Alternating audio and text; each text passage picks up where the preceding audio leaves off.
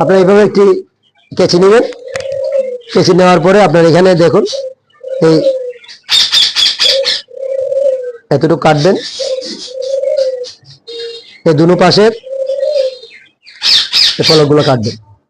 কাটার পরে দ্বিতীয়টা ধরবেন, এখান থেকে একবার মাথাটা বাদ দিয়া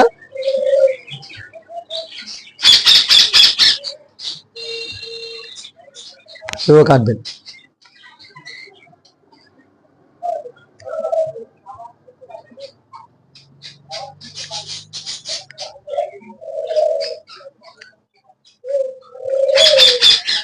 কাটার পরে আপনার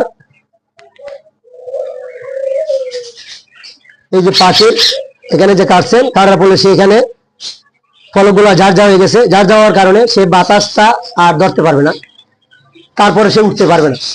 আপনার পাখিটি যদি কোনো কারণে ভয়ে উড়ে যায় তাহলে সে উঠতে পারবে না। আপনার